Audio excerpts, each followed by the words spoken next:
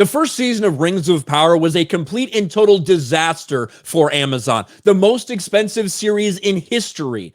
And they couldn't get 2/3 of people to actually finish it. They tried to pass it off like it was some great success, but everybody, even from inside Amazon, were leaking things to the media that said, no, actually, this was viewed as a complete and total failure. And now, with season 2 under production, you've got more interesting news from the set, including that even though there's a big writer strike, even though the showrunners and all the people that are supposed to be telling them what to do with this show, they're not going to be there because they are now on strike, but they're going to continue on with making this series anyway.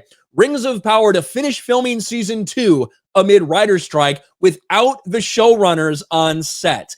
And you could look at that at a positive, you could look at that at a negative, but one thing's for sure, it will cause more chaos on the set of Amazon's Rings of Power, especially when you realize who will be replacing them.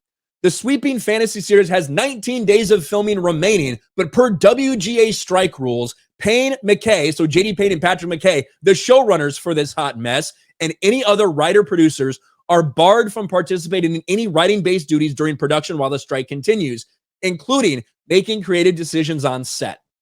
Instead, the show's non-writing executive producers like Lindsay Weber, the same Lindsay Weber who was one of the people preaching the loudest and the hardest about diversity, about representation, shitting on the fans, that Lindsay Weber, she's now going to take over more of those duties. And also the directors. By the way, did you know that all the directors for season 2 of Rings of Power are all women this year? It's funny how that works, isn't it? They're going to be the ones that take this over. And ironically, you can see they're getting blasted on social media over this. Quote, might have a chance of becoming half decent. The Rings of Power gets blasted for filming season 2 without the writers. And it goes over exactly what we just talked about before. Look at some of the reactions to this. I do not think they're adding anything good. Let's be real. What else do we have? Without the showrunners, LMAO, oh Lord, this is literally the worst idea you could possibly have. But without the services of executive producers JD Payne and Patrick McKay, so it might actually have a chance at being good.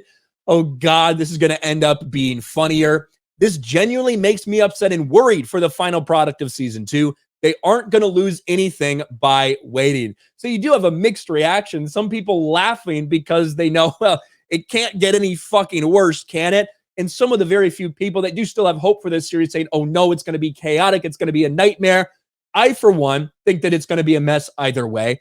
But the fact that JD Payne and Patrick McKay are gone and now all the decisions are being left in the hands of activist Lindsay Weber, that can only mean that things are going to get worse. If you didn't think that Rings of Power could get worse after season 1, just wait for season 2. The writer's strike, apparently, even though showrunners won't be there, is still affecting Rings of Power season 2 for Amazon. We'll see if it's as big of a disaster as the first season was.